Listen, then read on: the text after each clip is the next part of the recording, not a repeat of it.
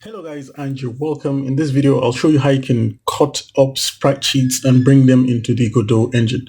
So first, you need to have access to your sprites in case you don't. So I'm here on itch.io, and I'm just going to scroll down and look for anything that's super interesting. Yeah, I'll click on the pixel dock and I'll click download now because it has a lot of nice little animations, and I'll click no thanks, just take me to the download, and I'll click on this download right here, and it should actually be done in a few seconds. I'll just click on that and just double click on this, and you can see this is how this sprite sheet looks like. So if I drag this, you can actually see it has a lot of all the artworks and has a lot of the animations. This is a very good sprite sheet. Also, in contrast, I have another sprite sheet that looks like this.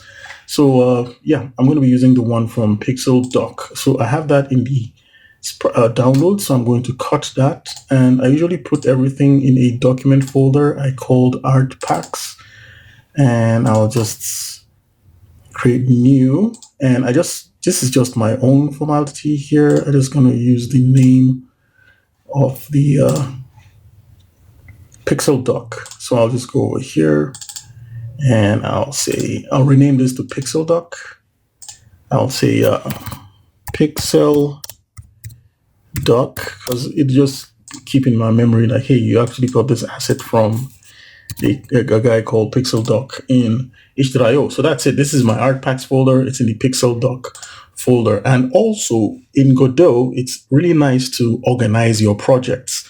So it's really good to have a folder where all your assets are going to be resting in that project when you create them. So if that's the case, I'll just go over here and right click and go to copy, and I'll switch over to my documents folder again. I have a folder called Godot projects, and I'm actually doing this before I open up Godot. So I'll right click, I'll create a new folder. I'll call that folder Pixel Doc. And in that Pixel Doc folder, here you are, I'll just paste in that Pixel Doc sprite sheet, but I'll just rename this folder into art.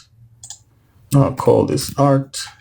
And we're going to create the other folders in Godot so that I don't just do everything here so you see it. So already I have in my Godot projects folder, I have a folder called Pixel Doc, and I can close this and close this. So let's go ahead and open up Godot. So I'll just click on the Godot launcher, or you can click on your start menu. I just have it on the taskbar and I can launch Godot. So now that Godot has opened up, let me just go ahead and maximize this. I'm going to create a new project. But what I'm going to do is to browse to that folder in my Godot projects folder. So Godot projects, and I'll just look for Pixel Doc. So this is the folder I want to select, and it's saying the path is not empty. Yeah, I actually know it's not empty. So I'll just create this folder. You see, it's going to create another one. So I'll just undo that and leave it as this. And I'll just say create and edit. You're about to create a project in a non-empty folder. That's fine. I actually know that I have my art asset or my sprite sheet in that folder, so it's not going to be a problem when Godot starts up. So what happens is in this directory, you can see we already have our sprite sheet right here. We're also going to create some folders for our scene to save our scene. So I'll create a new folder and I'll just call this scenes like so. So the main thing we're going to do first is to create a 2D scene. I'll just call this I'll call it game with a capital G. And let's save this scene. So I'll just go to scene, save scene, and I'll go to the scenes folder and just save this as games.tscn. So how do we create our sprite sheet right now? So the first thing we're going to do is to add an animated sprite 2D, and this is going to require building a sprite sheet. So let's go ahead and click on the plus icon and then type animated sprite 2D and just click on that. So this is the message we're getting right here. It says it needs a frame setup. We don't have that yet, but if we look at the inspector under animation, click on that and you can actually see frames. So Godot has something quite a little bit strange. Sometimes when you click on something once, I click on sprite frames, you have to click it again for it to actually open up the properties. If you just click once and leave it, it will create it, but you need to re-access it to have access to it. So now what we want to do is to add frames from a sprite sheet. It's a different setup if we have frames, so we can actually add frames from a sprite sheet. So I'm going to click on this, and in our art folder, what we're going to do is to click on the sprite sheet and click open. So you can actually see what's happening right here is if we zoom in, we're having a lot of these, and it's not really, built up into the size we want. Basically, we want to cut this into, manageable frames where we can actually say, hey, we actually cut this and cut this right here. So this is going to take a little bit of, trial and error. So let's go ahead and see what's happening here. On the vertical, I'm going to set this to 1, and you can see we have just one frame right here. So how can we make an intelligent guess? We might actually decide to find out the size of the sprite sheet, which is already done for us. So this is 120 pixels. So how do we divide this? So let's try 12 and hit the return key. So we can actually see 12 isn't super bad, but what's happening is we're having some of our animations kind of like overlapping on each other. So 12 is not a good number. Also, let's try to turn up the value for the horizontal and try to guess what kind of grid we have here. So we've tried 12 by 12. It's given us a nice idea, but you actually see this is super overlapping, and we actually got lucky on some of these. It's not the best way to do this. So let's try 11. And let's do 11 by 11. And this seems to be kind of close, but we're not really quite there yet. So let's try 10 by, oops, that's 20. So let's try 10 by 10. Again, we're not really getting that set up. So let's try 9.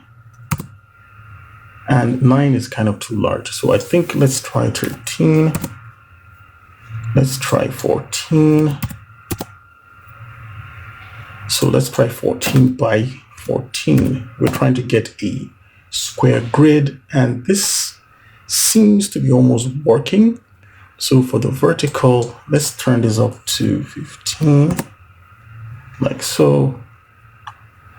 And it's still not working. Let's try 15 by 15.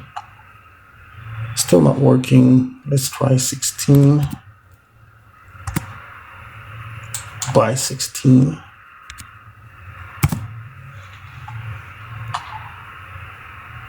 Still not working. Let's try 18. So 18 is off. So let's try 17. Let's try 16. So let's try 15. And I think this, oh, okay, 15. So 15 by 16 isn't bad. Let's try 15 by 15. And we can see we're having a few overlaps. So let's see what happens at the bottom. Let's try 12. And it's not really working. Let's try 10. It's not really working. Let's try 13. Let's try 14. Let's try 16. And let's try 17. So I think after like a lot of trial and errors, I think the grid is a 15 by 17 grid, because you can actually see almost all the items line up and nothing is actually overlapping. Sometimes it helps if the creator of the art asset tells you, hey, you know what, my size is this by this. So you can easily use that to kind of like create this. But we actually found out that 15 by 17 is a great number. So now that we've actually done this, what we need to do is to create our animation frames from this. So the first one I'm going to take, I like these where the character is flying. So I'll just take this one like so. I think it was 15 by 17. So I'm going to add these trend frames and I'm going to leave it at default. And we can actually see this guy is blurry. We need to set it to pixel art. So go to project settings, and let's go to textures and let's set this to nearest. And we can actually see we have this guy right here. Let's change the frames per second to 12. And let's try playing the animation so we can actually see it's actually doing that. So that's for your default animation. And I think I'm going to call this, let's call this flapping. So we actually have that flapping animation like so. So what do we do when we want to create the next set? So go over here to this plus, click on add animation. I'm going to call this the idle animation. And let's just do the same thing and bring this sprite sheet and click open. And we know it was 15 by 17, I think. Yeah, we did 15 by 17. I'll just pick this 1, 2, 3, 4, the first 4 frames, and just click on add frames. And that's going to be my idle. I'll just set this to 12 so I can have that idle animation as well. What you want to do is you see this section here, this autoplay on load. You might want to set that like so. And we'll just play this. And this is the idle animation. So basically, that's how you can import your sprite sheets into Godot, and you can cut them up. And sometimes they could be easy. Sometimes they could, be slightly different. Let's create another one for the other assets just to put this, just to show you the example again, and then we'll just wrap this video up because it's getting too long. So what I'm going to do is add another animated sprite 2D, not as a child of this. I'm just going to add this here, and I can call this one, this here, I can just call this the duck, like so. And here, I'm just going to call this the dinosaur. And what we need to do is to jump to the inspector and click on, I don't like how the dock is really going hyper right here. So I'll just pause them. I'll just hide the dock. So let's go back to the dinosaur, click on empty, click on new sprite frames, click again, and you can have this. And then let's click on this. Now it's actually not here. So what we'll do is to import that piece of art. So let's click over to where our documents are. I'm going to go to art packs. I'm going to go to Dino-Run, Assets, Image, Mort, and I'll just minimize that, and I'll just drag Mort into the folder, and it's here, and I'll drag Mort into the art folder. I believe I can just open this folder up, and let's close this first. I'll just drag Mort into the art folder, and here's Mort in the art folder. So let's go over to the dinosaur and bring in our sprite sheets, Mort from the art folder, and open Mort. And we can just zoom in so we can see what we're working with here. So let's try the same thing. Let's try one. This is 20. Let's try 20. Whoa, that's too much. Let's try 1. So good. So 1 is a very good value for this guy. And let's try for horizontal. Let's try 20. It's gone off a bit, so let's try 22. Oops, sorry, okay, I made a mistake. And let's try 24. Yeah, I think 24 is good for this guy because it encompasses all the frames. Let's try 25 just to be on the safe side. And 25 has some overlaps. You don't want to have overlaps like this. You can actually see it's chopping off this guy, so it's not good. So I think this is 24 by 1. So that's 24 by 1. And yeah, that's good. So we can select the frames where I think the character is running. Hey, hello, Thomas. Let me just go ahead and close Thomas brush.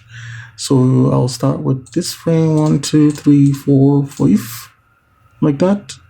And I'll just call that run. And if you play this without changing the frame rate, you might actually like this, but he's super slow. Aha, there's a problem right here. I don't like how he's kind of like kicking this leg.